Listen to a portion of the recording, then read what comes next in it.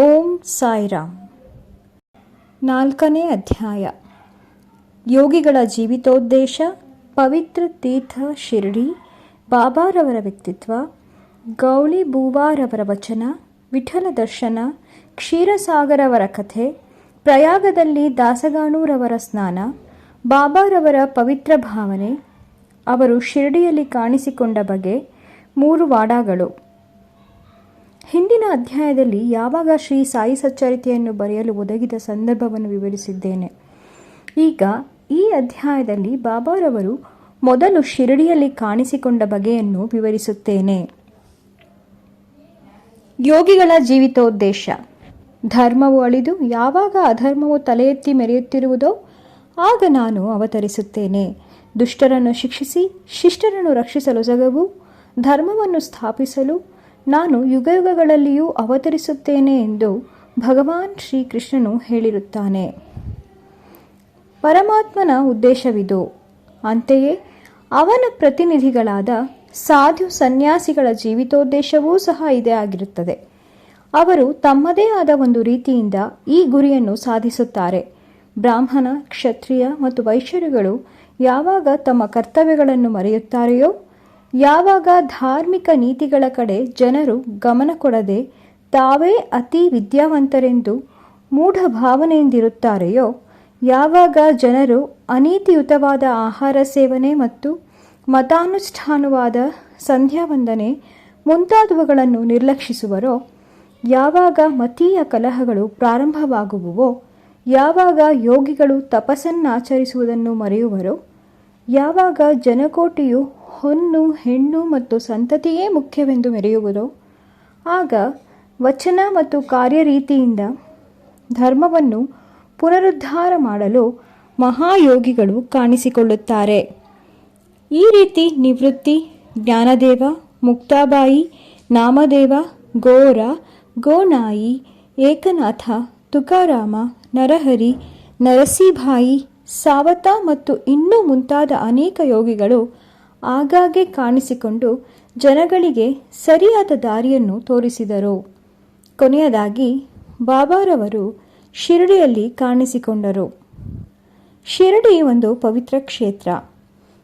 ಅನೇಕ ಮಹಾಯೋಗಿಗಳಿಗೆ ಜನ್ಮವಿತ್ತ ಅಹಮದನಗರ ಜಿಲ್ಲೆಯಲ್ಲಿ ಗೋದಾವರಿ ನದಿ ತೀರವು ನಿಜಕ್ಕೂ ಅದೃಷ್ಟಶಾಲಿಯಾಗಿದೆ.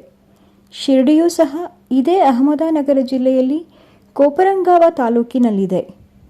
ಕೋಪರಗಾವದಿಂದ ಗೋದಾವರಿ ನದಿ ದಾಟಿದ ನಂತರ ಶಿರಡಿ ಬರುತ್ತದೆ. ಕೋಪರಗಾವದಿಂದ 9 ಮೈಲಿ ದೂರದಲ್ಲಿ ನೀಮಂಗಾವ ಇದೆ. ಅಲ್ಲಿಂದ ಶಿರಡಿಯು ಕಾಣಿಸುತ್ತದೆ.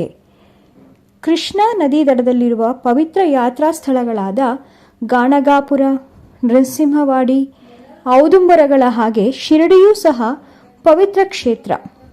ಮಂಗಳ ವೇಳೆಯಲ್ಲಿ ಶ್ರೀ ದಾಮಾಜಿ, ಸಜ್ಜನಗಡದಲ್ಲಿ ಶ್ರೀ ಸಮರ್ಥ ರಾಮದಾಸ ಮತ್ತು ನರಸು ಬಾಚಿವಾಡಿಯಲ್ಲಿ ಶ್ರೀ ನರಸಿಂಹ ಸರಸ್ವತಿಗಳು ಪ್ರಸಿದ್ಧರಿದ್ದಂತೆ ಶಿರಡಿಯಲ್ಲಿ ಶ್ರೀ ಸಾಯಿಬಾಬಾರವರು ಪ್ರಸಿದ್ಧರಾಗಿದ್ದರು. ಶ್ರೀ ಸಾಯಿಬಾಬಾರವರ ವ್ಯಕ್ತಿತ್ವ. ಶ್ರೀ ಸಾಯಿಬಾಬಾರವರ ಸಂಪರ್ಕದಿಂದ ಶಿರಡಿ ಪ್ರಸಿದ್ಧಿಯನ್ನು ಪಡೆಯಿತು. ಈಗ ಶ್ರೀ ಬಾಬಾರವರು ಎಂತಹ ಮಹಾನುಭಾವ ವ್ಯಕ್ತಿ ಎಂಬುದನ್ನು ನೋಡೋಣ. ದಾಟಲು ಕಠಿಣವಾದ ಭವಸಾಗರವನ್ನು ಜಯಿಸಿದರವರು. ಶಾಂತಿಗೆ ಆಭರಣವಾಗಿ ಸತ್ವಶೀಲರಾಗಿದ್ದರು. ವೈಷ್ಣವ ಭಕ್ತರ ತವರು ಮನೆಯಾಗಿದ್ದರು. ಕರ್ಣನೋಪಾದಿಯಲ್ಲಿ ದಾನಶೂರರಲ್ಲಿ ಅಗ್ರಗಣ್ಯರಾಗಿದ್ದರು. ಕ್ಷಣಿಕ ಮತ್ತು ಕ್ಷುಲ್ಲಕ ವಸ್ತುಗಳ ಕಡೆಗೆ ಗಮನ ಕೊಡದೆ ಯಾವಾಗಲೂ ಸ್ವಾನುಭವದಲ್ಲಿ ತಲ್ಲೀನರಾಗಿದ್ದರು. ಅವರಿಗೆ ಪ್ರಾಪಂಚಿಕ ಅಭಿಲಾಷೆ ಇರಲಿಲ್ಲ. ಅವರ ಅಂತರಂಗವು ಶುದ್ಧ ಕನ್ನಡಿಯಂತಿತ್ತು. ಅವರ ವಚನಗಳಲ್ಲಿ ಯಾವಾಗಲೂ ಸುಧೆಯು ಧಾರಾಕಾರವಾಗಿ ಹರಿಯುತ್ತಿತ್ತು. ಬಡವರಾಗಲಿ ಬಲ್ಲಿದರಾಗಲಿ ಅವರಲ್ಲಿ ಎಲ್ಲರೂ ಒಂದೇ. ಮಾನಾಪಮಾನಗಳ ಕಡೆಗೆ ಗಮನವಿಡುತ್ತಿರಲಿಲ್ಲ. ಸರ್ವರಿಗೂ ಶ್ರೇಷ್ಠರಾಗಿದ್ದರು. ಸರ್ವರೊಡನೆಯೂ ಕಲೆತು ಅವರೊಂದಿಗೆ ಕೂಡಿ ಹಾಡುಗಳನ್ನು ಹಾಡುತ್ತಾ ಸಂತೋಷದಿಂದಿರುತ್ತಿದ್ದರು. ಅಲ್ಲಾನ ಹೆಸರನ್ನು ಯಾವಾಗಲೂ ಉಚ್ಚರಿಸುತ್ತಿದ್ದರು. ಆದರೂ ಸಮಾಧಿಯಿಂದ ಒಂದು ಅಂಗಲವೂ ಕದಲುತ್ತಿರಲಿಲ್ಲ. ಪ್ರಪಂಚವೆಲ್ಲವೂ ನಿದ್ರೆಯಲ್ಲಿದ್ದಾಗ ಎಚ್ಚರವಾಗಿಯೂ ಮತ್ತು ಎಚ್ಚರವಾಗಿದ್ದಾಗ ಅವರು ನಿದ್ರೆ ಮಾಡುತ್ತಲೂ ಇದ್ದರು. ಅವರ ನಿಜವಾದ ವಾಸಸ್ಥಾನ, ನಡೆ, ನುಡಿ ಇವು ಇಂತಹವೇ ಎಂದು ನಿರ್ಧರಿಸಲಾಗುತ್ತಿರಲಿಲ್ಲ. ಶಿರಡಿಯಲ್ಲಿಯೇ ಇದ್ದರೂ ಕೂಡ ಅವರಿಗೆ ಪ್ರಪಂಚದ ಆಗುಹೋಗುಗಳ ಅರಿವಿತ್ತು.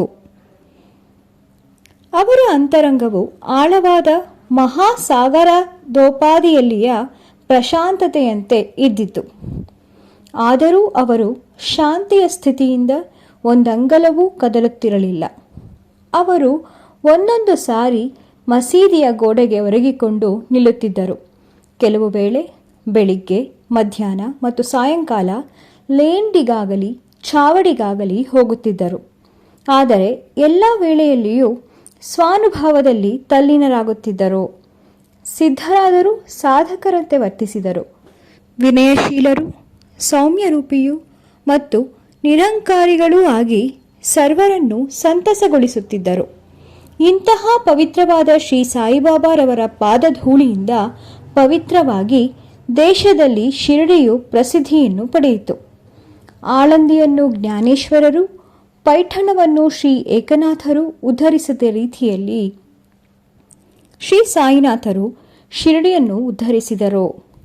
ಶಿರಡಿಯು ನಮ್ಮಂತಹ ಭಕ್ತರ ಪಾಲಿಗೆ ಮತ್ತೊಂದು ಪಂಢರಾಪುರ, ದ್ವಾರಕಾ, ಕಾಶಿ, ರಾಮೇಶ್ವರ, ಬದ್ರಿ, ಕೇದಾರ, ನಾಶಿಕ, ತ್ರಯಂಬಕೇಶ್ವರ, ಉಜ್ಜಯಿನಿ, ಮಹಾಬಲೇಶ್ವರ ಮತ್ತು ಗೋಕರ್ಣ.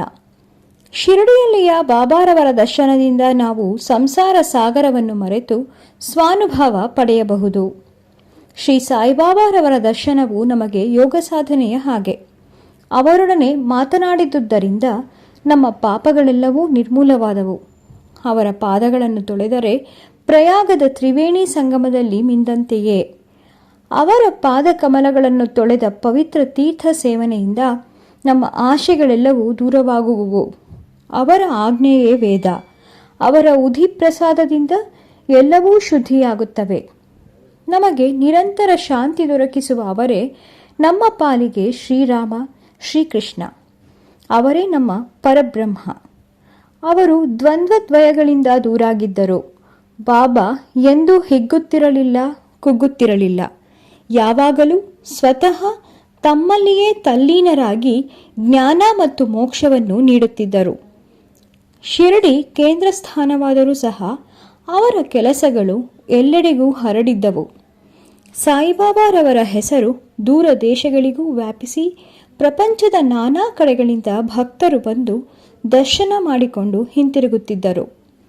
ಅವರ ಭಕ್ತರು ಮನವು ನಿಷ್ಕಲ್ಮಶವಾಗಿ ಅಥವಾ ಕಲ್ಮಶವಾಗಿ ಇದ್ದಲ್ಲಿ ಅವರ ದರ್ಶನ ಮಾತ್ರದಿಂದ ಎಲ್ಲವೂ ಸರಿ ಹೋಗುತ್ತಿತ್ತು. ಪಂಢರಾಪುರದ ವಿಠಲ ರುಕ್ಮಾಯಿ ದರ್ಶನದಿಂದ ಉಂಟಾಗುತ್ತಿದ್ದ ಆನಂದದಷ್ಟೇ ಆನಂದ ಇವರ ದರ್ಶನದಿಂದ ದೊರಕುತ್ತಿತ್ತು. ಇದು ಉತ್ಪ್ರೇಕ್ಷೆಯಲ್ಲ, ಅವರ ಭಕ್ತರೊಬ್ಬರ ಅನುಭವ. ಗೌಳಿ ಬೂವಾರವರ ನುಡಿ. 95 ವರ್ಷಗಳ ಹಿಂದೆ ಪಂಢರಿಯ ವಾರಕರಿ ಗೌಳಿಬೂವ ಬಾಬಾ ಅವರ ಭಕ್ತರಾಗಿದ್ದರು. ಅವರು ಪಂಢರಾಪುರದಲ್ಲಿ 3 ತಿಂಗಳು, ಗಂಗಾ ನದಿ ದಡದಲ್ಲಿ 4 ತಿಂಗಳು ಇರುತ್ತಿದ್ದರು. ಅವರಿಗೆ ಒಬ್ಬ ಶಿಷ್ಯನು ಸಾಮಾನು ಸರಂಜಾಮುಗಳನ್ನು ಸಾಗಿಸಲು ಗದರ್ಭವೂ ಇತ್ತು. ಪ್ರತಿ ವರ್ಷವೂ ಅವರು ಪಂಢರಾಪುರಕ್ಕೆ ಹೋಗಿ ಸಾಯಿಬಾಬಾರನ್ನು ಕಾಣಲು ಶಿರಡಿಗೆ ಬರುತ್ತಿದ್ದರು. ಅವರು ಬಾಬಾರವರನ್ನು ದೃಷ್ಟಿಸಿ ನೋಡಿ, ಇವರು ದಯಾಳುವಾದ ಆ ಪಂಢರಿನಾಥ ವಿಠಲನ ಅವತಾರ ಎಂದು ಹೇಳುತ್ತಿದ್ದರು. ಈ ಗೌಳಿಬೂವ ವಿಠಲಸ್ವಾಮಿಯ ಭಕ್ತರಾಗಿ ಅನೇಕ ಸಾರಿ ಪಂಢರಾಪುರಕ್ಕೆ ಹೋಗಿದ್ದರು ಮತ್ತು ಸಾಯಿಬಾಬಾರವರೇ ನಿಜವಾದ ಪಂಢರಿನಾಥ ಎಂದು ಮನಗೊಂಡಿದ್ದರು. ವಿಠಲ ದರ್ಶನ. ಶ್ರೀ ಸಾಯಿಬಾಬಾರವರಿಗೆ ದೇವರ ನಾಮಗಳನ್ನು ಸ್ಮರಿಸುವುದು ಮತ್ತು ಹಾಡುವುದೆಂದರೆ ಬಹಳ ಪ್ರೀತಿ. ಅವರು ಯಾವಾಗಲೂ ಅಲ್ಲಾ ಮಾಲಿಕ್ ಎಂದು ಅನ್ನುತ್ತಿದ್ದರು. ಅವರ ಸಮ್ಮುಖದಲ್ಲಿ 7 ದಿನಗಳ ಕಾಲ ಅನವರತವು ಪ್ರತಿಯೊಬ್ಬರೂ ದೇವರ ನಾಮವನ್ನು ಪಠಿಸುವಂತೆ ಮಾಡುತ್ತಿದ್ದರು. ಒಂದು ಸಾರಿ ನಾಮ ಸಪ್ತಾಹವನ್ನು ಮಾಡಲು ದಾಸಗಾಣು ಮಹಾರಾಜ ಅವರನ್ನು ಕೇಳಿದರು. ಅದಕ್ಕೆ ಅವರು 7ನೇ ದಿನದ ಕೊನೆಯಲ್ಲಿ ವಿಠಲನ ಸಾಕ್ಷಾತ್ಕಾರವಾಗುವುದೆಂದು ಭರವಸೆ ನೀಡಿದರೆ ಮಾತ್ರ ಅಗತ್ಯವಾಗಿ ಮಾಡುತ್ತೇನೆ ಎಂದರು. ಅದಕ್ಕೆ ಬಾಬಾ ಅವರು ತಮ್ಮ ಎದೆಯ ಮೇಲೆ ಹಸ್ತವಿಟ್ಟು ಖಂಡಿತವಾಗಿಯೂ ವಿಠಲನ ಸಾಕ್ಷಾತ್ಕಾರವಾಗುತ್ತದೆ ಎಂದರು. ಆದರೆ ಭಕ್ತನು ಶ್ರದ್ಧೆಯುಳ್ಳವನು ಮತ್ತು ಭಕ್ತಿ ಸಂಪನ್ನನೂ ಆಗಿರಬೇಕು. ಡಂಕಪುರಿಯ ಡಾಕುರನಾಥ, ದ್ವಾರಕೆಯ ಶ್ರೀಕೃಷ್ಣ, ಪಂಡರಾಪುರದ ವಿಠಲ ಎಲ್ಲರೂ ಇಲ್ಲಿಯೇ ಇದ್ದಾರೆ. ಶ್ರೀಕೃಷ್ಣನನ್ನು ನೋಡಲು ದ್ವಾರಕೆಗೆ ಹೋಗಬೇಕಿಲ್ಲ. ವಿಠಲ ಬೇರೆ ಸ್ಥಳದಿಂದ ಇಲ್ಲಿಗೆ ಬರುವನೇ?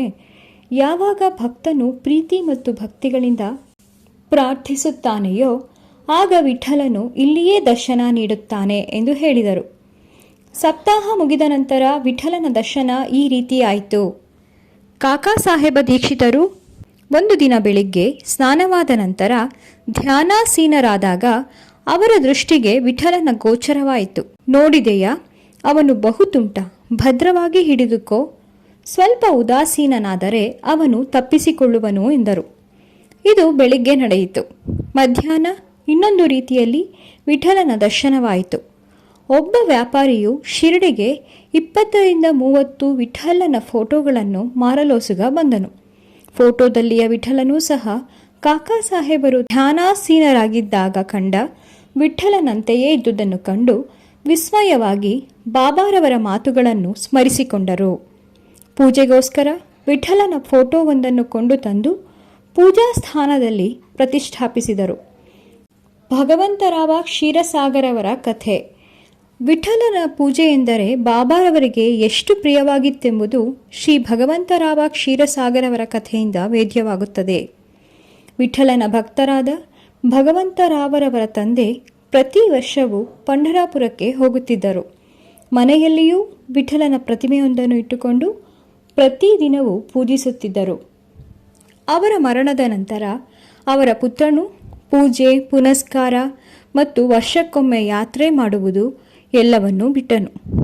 ಭಗವಂತರಾವ ಒಮ್ಮೆ ಶಿರಡಿಗೆ ಬಂದಾಗ ಬಾಬಾರವರು ಅವನ್ನು ನೋಡಿ ಅವನ ತಂದೆಯನ್ನು ಜ್ಞಾಪಿಸಿಕೊಂಡು ಕೂಡಲೇ, ಇವನ ತಂದೆ ನನ್ನ ಸ್ನೇಹಿತನಾಗಿದ್ದನು, ಆದುದರಿಂದಲೇ ಮಗನನ್ನೂ ಸಹ ಇಲ್ಲಿಗೆ ಎಳೆದುಕೊಂಡು ಬಂದಿರುತ್ತೇನೆ.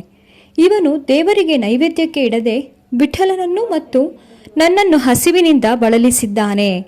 ಆದುದರಿಂದಲೇ ನಾನಿಲ್ಲಿಗೆ ಅವನನ್ನು ಕರೆತಂದಿರುವುದು. ಅವನಿಗೆ ಇನ್ನು ಮುಂದೆ ಪೂಜೆ ಮಾಡುವಂತೆ ಹೇಳುತ್ತೇನೆ ಎಂದರು. ಪ್ರಯಾಗದಲ್ಲಿ ದಾಸಗಾಣೂರವರ ತೀರ್ಥ ಸ್ನಾನ.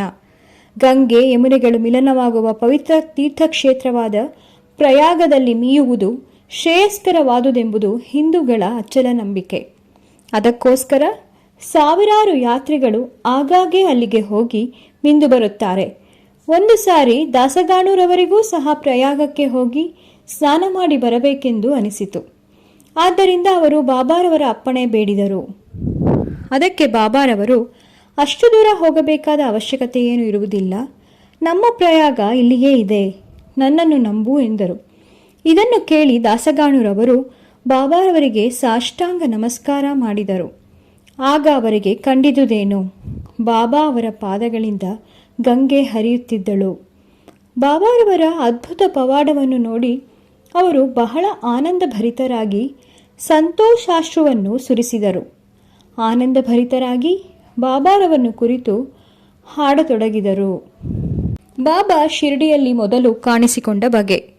ಸಾಯಿಬಾಬಾರವರ ಜನ್ಮ ಹೇಗೆ ಆಯಿತು, ಜನ್ಮಸ್ಥಳವಾವುದು, ಅವರ ತಾಯಿ ತಂದೆಗಳಾರು ಎಂಬುದು ಯಾರಿಗೂ ತಿಳಿದಿರಲಿಲ್ಲ. ಈ ವಿಚಾರವಾಗಿ ಬಾಬಾರವರನ್ನೇ ಅನೇಕ ಬಾರಿ ಕೇಳಿದರೂ ಸಹ ಉತ್ತರವೀಯುತ್ತಿರಲಿಲ್ಲ. ಇದುವರೆಗೂ ಅದು ತಿಳಿಯದ ವಿಷಯವಾಗಿ ಉಳಿದಿದೆ. ನಮಗೆ ಈ ವಿಚಾರವಾಗಿ ಯಾವುದೊಂದು ಸಮಾಚಾರವೂ ತಿಳಿದಿರುವುದಿಲ್ಲ. ನಾಮದೇವ ಮತ್ತು ಕಬೀರರು ಸಾಮಾನ್ಯ ಜನರಂತೆ ಜನ್ಮವೆತ್ತಲಿಲ್ಲ. ಅವರು ಶಿಶುರೂಪದಲ್ಲಿ ನದಿಯಲ್ಲಿ ದೊರೆತರು. ನಾಮದೇವನು ಗೋನಾಯಿಗೆ ಭೀಮರಥಿ ನದಿಯಲ್ಲಿಯೂ, ಕಬೀರನು ಕಮಲಾನಿಗೆ ಭಾಗೀರಥಿ ನದಿಯಲ್ಲಿಯೂ ದೊರಕಿದರು. ಬಾಬಾರವರು ಸಹ ಇದೇ ರೀತಿ ಜನ್ಮಿಸಿದರು ಎಂದು ಊಹಿಸಲು ಸಂದೇಹಕ್ಕೆಡೆಯಿಲ್ಲ. ಅವರು ಮೊದಲು ಶಿರಡಿಯಲ್ಲಿ ಭಕ್ತರಿಗೋಸ್ಕರವೇ ಒಂದು ಬೇವಿನ ಮರದ ನೆರಳಿನಲ್ಲಿ 16 ವರ್ಷದ ಯುವಕನಾಗಿದ್ದಾಗ ಕಾಣಿಸಿಕೊಂಡರು. ಆಗಲೇ ಜ್ಞಾನಿಗಳಾಗಿದ್ದರು. ಅವರಿಗೆ ಪ್ರಾಪಂಚಿಕ ಸುಖಗಳ ಕಡೆಗೆ ಗಮನವಿರಲಿಲ್ಲ. ಮಾಯೆಯನ್ನು ಹೊರದೂಡಿದ್ದರು. ಮುಕ್ತಿಯು ಯಾವಾಗಲೂ ಅವರ ಪಾದಸೇವೆ ಮಾಡುತ್ತಿದ್ದಳು. ನಾನಾ ಚೋಪದಾರ್ ಅವರ ತಾಯಿಯವರು ಬಾಬಾರವರನ್ನು ಈ ರೀತಿ ವರ್ಣಿಸಿದ್ದಾರೆ. ಸುಂದರವಾಗಿಯೂ ಚಟುವಟಿಕೆಯವನಾಗಿಯೂ ಇದ್ದ ಈ ಹುಡುಗನು ಮೊದಲು ಆಸನಾಸೀನನಾಗಿ ಬೇವಿನ ಮರದ ಕೆಳಗೆ ಕಾಣಿಸಿಕೊಂಡನು. ಬಿಸಿಲು, ಚಳಿ, ಮಳೆ, ಗಾಳಿಗಳನ್ನು ಲೆಕ್ಕಿಸದೆ ಕಠಿಣವಾದ ತಪಸ್ಸಿನಲ್ಲಿ ನಿರತನಾದ ಈ ಬಾಲಸಾಧುವನ್ನು ನೋಡಿ ಹಳ್ಳಿಯ ಜನರೆಲ್ಲರೂ ವಿಸ್ಮಿತರಾದರು. ಈ ಹುಡುಗನು ಹೇಗೆ ಬಂದನು ಎಂದು ಪಿಸುಗುಟ್ಟುತ್ತಿದ್ದರು. ಅವನ ರೂಪ ಲಾವಣ್ಯಗಳು ಅವನ ಏಕೈಕ ದರ್ಶನ ಮಾತ್ರದಿಂದಲೇ ಸರ್ವರನ್ನು ಸಂತೋಷಗೊಳಿಸುತ್ತಿದ್ದವು. ಅವನು ಯಾರ ಮನೆ ಬಾಗಿಲಿಗೂ ಹೋಗುತ್ತಿರಲಿಲ್ಲ. ಯಾವಾಗಲೂ ಬೇವಿನ ಮರದ ಕೆಳಗೆ ಕುಳಿತಿರುತ್ತಿದ್ದನು. ಅನುರಾಗಯುಕ್ತನಾಗಿ ಎಲ್ಲರಿಗೂ ಅವನು ಸಮಸ್ಯೆಯಾಗಿದ್ದನು. ಒಂದು ದಿನ ಖಂಡೋಬ ದೇವರು ಒಬ್ಬನ ಮೈಯಲ್ಲಿ ಬಂದಾಗ ಊರಿನ ಜನರು, ಹೇ ದೇವ, ಯಾವ ಪುಣ್ಯಾತ್ಮನ ಪುತ್ರನಿವನು? ಇವನಿಲ್ಲಿಗೆ ಬಂದ ಬಗೆ ಹೇಗೆ ತಿಳಿಸಿ ಎಂದು ಕೇಳಲು ಖಂಡೋಬನು, ಒಂದು ಹಾರಿಯನ್ನು ತೆಗೆದುಕೊಂಡು ಬನ್ನಿರಿ, ನಾನು ತೋರಿಸಿದ ಜಾಗದಲ್ಲಿ ಅಗೆಯಿರಿ ಎಂದು ಉತ್ತರವಿತ್ತನು. ಆಗ ಜನರು ಕೂಡಲೇ ಆ ಜಾಗವನ್ನು ಅಗೆದರು. ಅಗೆಯುತ್ತಿರುವಾಗ ಒಂದು ಕಲ್ಲಿನ ಚಪ್ಪಡಿ ಸಿಕ್ಕಿತು. ಅದನ್ನು ತೆಗೆದು ನೋಡಲಾಗಿ ಒಂದು ಹಜಾರವು ಕಾಣಿಸಿತು. ಆಗ ಖಂಡೋಬನು, ಈ ಹುಡುಗನು ಇಲ್ಲಿ 12 ವರ್ಷ ಕಾಲ ತಪಸ್ಸು ಮಾಡಿರುವನು ಎಂದನು. ಕೂಡಲೇ ಜನರ ಈ ವಿಷಯದಲ್ಲಿ ಆ ಹುಡುಗನು ಪ್ರಶ್ನಿಸಲು, ಇದು ನನ್ನ ಗುರುವಿನ ಸ್ಥಾನ, ಇದನ್ನು ಜೋಪಾನವಾಗಿ ಕಾಪಾಡಿ ಎಂದು ಬೇಡಿಕೊಂಡನು. ಆಗ ಅವರು ಅದರಂತೆ ಆ ಜಾಗವನ್ನು ಮೊದಲಿನಂತೆ ಮುಚ್ಚಿದರು. ಅಶ್ವತ್ಥ ಮರವು ಹೇಗೆ ಶ್ರೇಷ್ಠವೆಂಬ ನಂಬಿಕೆ ನಮ್ಮಲ್ಲಿದೆಯೋ ಅದೇ ರೀತಿ ಬಾಬಾರವರಿಗೆ ಬೇವಿನ ಮರವೆಂದರೆ ಅಷ್ಟು ಪ್ರೀತಿ. ಮಾಲಸಾಪತಿ ಮತ್ತು ಅನೇಕ ಶಿರಡಿ ನಿವಾಸಿಗಳು ಆ ಜಾಗವನ್ನು ಬಾಬಾರವರ ಗುರುವಿನ ವಿಶ್ರಾಂತಿ ಸ್ಥಾನವೆಂದು ಗೌರವಿಸಿ ಪೂಜೆ ಮಾಡ ಹತ್ತಿದರು. 3 ಧರ್ಮಶಾಲೆಗಳು. ಬೇವಿನ ಮರ ಮತ್ತು ಅದರ ಸುತ್ತಲಿನ ನಿವೇಶನಗಳನ್ನು ಶ್ರೀ ಹರಿವಿನಾಯಕ ಸಾಠೆಯವರು ಖರೀದಿಗೆ ತೆಗೆದುಕೊಂಡು ಅಲ್ಲಿ ಸಾಠೇವಾಡ ಎಂಬ ಪ್ರವಾಸಿ ಮಂದಿರವನ್ನು ಕಟ್ಟಿಸಿದ್ದಾರೆ. ಈ ಮಂದಿರವು ಅನೇಕ ಭಕ್ತರ ವಿಶ್ರಾಂತಿ ಸ್ಥಳ. ಬೇವಿನ ಮರಕ್ಕೆ ಸುತ್ತಲೂ ಕಟ್ಟೆಯನ್ನು ಕಟ್ಟಿರುತ್ತಾರೆ. ಬೇವಿನ ಮರದ ಹತ್ತಿರ ಯಾರು ಗುರುವಾರ ಮತ್ತು ಶುಕ್ರವಾರದಂದು ಧೂಪವನ್ನು ಹಾಕುತ್ತಾರೆಯೋ ಅವರಿಗೆ ದೇವರ ಅನುಗ್ರಹದಿಂದ ಶಾಂತಿ ಲಭಿಸುವುದೆಂಬ ಪ್ರತೀತಿ ಇದೆ. ಈ ಮಂದಿರವು ಬಹಳ ಹಳೆಯದ್ದಾಗಿದ್ದುದರಿಂದ ಸಂಸ್ಥಾನದವರು ಅದನ್ನು ಸರಿಪಡಿಸಿ ಸ್ವಚ್ಛವಾಗಿ ಶುಚಿಯಾಗಿಟ್ಟಿರುತ್ತಾರೆ. ಸಾಠೇವಾಡ ಕಟ್ಟಿದ ಸ್ವಲ್ಪ ದಿನಗಳಲ್ಲಿಯೇ ದೀಕ್ಷಿತವಾಡ ನಿರ್ಮಿತವಾಯಿತು. ಮುಂಬಯಿಯ ಸಲಹಾ ವಕೀಲರಾದ ಕಾಕಾ ಸಾಹೇಬ ದೀಕ್ಷಿತರವರು ಒಮ್ಮೆ ಲಂಡನ್ನಿಗೆ ಹೋಗಿದ್ದಾಗ ಒಂದು ಅಪಘಾತದ ಪ್ರಯುಕ್ತ ಕಾಲುಗಳಿಗೆ ಏಟು ಬಿದ್ದು ಯಾವುದರಿಂದಲೂ ಸರಿ ಹೋಗಲಿಲ್ಲ. ನಾನಾ ಸಾಹೇಬ ಚಾಂದೋರಕರ ಅವರು ಸಾಯಿಬಾಬಾರವರ ದರ್ಶನ ಪಡೆಯುವಂತೆ ಪ್ರೇರೇಪಿಸಿದರು. ಅದರಂತೆ ಅವರು 1909ರಲ್ಲಿ ಸಾಯಿಬಾಬಾರವರ ದರ್ಶನ ಪಡೆದರು. ಮನೋರೋಗವನ್ನು ನಿವಾರಣೆ ಮಾಡಿ ಎಂದು ಬೇಡಿಕೊಂಡರು. ಬಾಬಾರವರ ದರ್ಶನದಿಂದ ತೃಪ್ತರಾಗಿ ಶಿರಡಿಯಲ್ಲಿ ನೆಲೆಸಬೇಕೆಂದು ಮನಸ್ಸು ಮಾಡಿದರು. ಶಿರಡಿಯಲ್ಲಿ ಭಕ್ತರಿಗೊಂದು ಮಂದಿರವನ್ನು ಕಟ್ಟಿಸಿ ತಾವೂ ಒಂದು ಮನೆಯನ್ನು ಕಟ್ಟಿಸಿಕೊಂಡರು. ಇದು ಆರಂಭವಾಗಿದ್ದು ದಿನಾಂಕ 10/12/1910ರಂದು. ಅದೇ ದಿನ 2 ಮುಖ್ಯ ಘಟನೆಗಳು ಜರುಗಿದವು. ಶ್ರೀ ದಾದಾ ಸಾಹೇಬ ಖಾರ್ಪಡೆಯವರಿಗೆ ಮನೆಗೆ ಹೋಗಲು ಅನುಮತಿ ದೊರಕಿತು. 2 ಛಾವಡಿಯಲ್ಲಿ ರಾತ್ರಿ ಆರತಿ ಪ್ರಾರಂಭವಾಯಿತು. ಈ ದೀಕ್ಷಿತವಾಡೆಯು 1911ನೇ ವರ್ಷದಲ್ಲಿ ಶ್ರೀರಾಮನವಮಿಯ ದಿನ ಉದ್ಘಾಟಿಸಲ್ಪಟ್ಟಿತು. 3ನೆಯ ಮಂದಿರವು ನಾಗಪುರದ ಲಕ್ಷಾಧೀಶರಾದ ಶ್ರೀ ಬೂಟಿಯವರ ಸಹಾಯದಿಂದ ನಿರ್ಮಿತವಾಯಿತು. ಇದಕ್ಕೆ ಲಕ್ಷಾಂತರ ರೂಪಾಯಿಗಳನ್ನು ಖರ್ಚು ಮಾಡಿದರು. ಈ ಮಂದಿರದಲ್ಲಿ ಶ್ರೀ ಸಾಯಿಬಾಬಾರವರ ದೇಹವು ವಿಶ್ರಾಂತಿ ಪಡೆಯುತ್ತಿರುವುದರಿಂದ ಭವನ ನಿರ್ಮಾಣಕ್ಕೆ ವಿನಿಯೋಗಿಸಿದ ಹಣವು ಸದ್ವಿನಿಯೋಗವಾಯಿತೆಂದೇ ಹೇಳಬಹುದು. ಈ ಮಂದಿರವೇ ಈಗಿನ ಸಮಾಧಿ ಮಂದಿರ. ಈ ಮಂದಿರದ ನಿವೇಶನದಲ್ಲಿ ಬಾಬಾರವರು ಪ್ರತಿದಿನವೂ ನೀರೆರೆದು ಒಂದು ತೋಟ ನಿರ್ಮಿಸಿದ್ದರು. ವಾಮನ ತಾತ್ಯ ಅವರ ಸಹಾಯದಿಂದ ತೋಟವನ್ನು ನೋಡಿಕೊಳ್ಳುತ್ತಿದ್ದ ಬಗೆ, ಪುನಃ ಚಾಂದ್ ಪಾಟೀಲ್ ರವರ ಮದುವೆ ದಿಬ್ಬಣದ ಸಂಗಡ ಶಿರಡಿಗೆ ಬಂದ ರೀತಿ, ಮೊಹಿದ್ದೀನ್ ತಂಬೋಳಿಯವರೊಡನೆ ಕುಸ್ತಿ ಆಡಿದುದು, ಇನ್ನು ಮುಂತಾದ ವಿಚಾರಗಳ ಬಗ್ಗೆ ಮುಂದಿನ ಅಧ್ಯಾಯದಲ್ಲಿ ವಿವರವಾಗಿ ಪ್ರಸ್ತಾಪಿಸುತ್ತೇನೆ. ಶ್ರೀ ಸಾಯಿ ಪ್ರಣಾಮ.